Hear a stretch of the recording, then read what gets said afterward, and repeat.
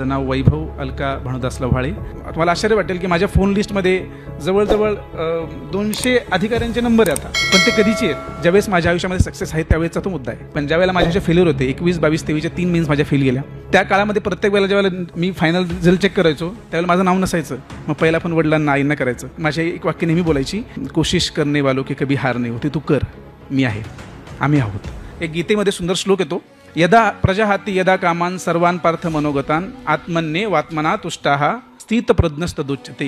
हे अर्जुना, तो व्यक्ती स्थिर बुद्धी आहे जो व्यक्ती प्रजाहाती सदा यदा कामान, तो त्याच्या मनात येणाऱ्या सर्व इच्छांचा त्याग करतो। हे अर्जुना, जो त्याच्या मनामध्ये असणाऱ्या सर्व वासनांचा त्याग करतो। आणि कसा असतो? प्रजाहाती यदा कामान सर्वान पार्थ मनोगतान आत्मन्ये आत्मना तुष्टाः स्थितप्रज्ञस्तदुच्यते। आत्म्याने आत्म्याशी रत असतो।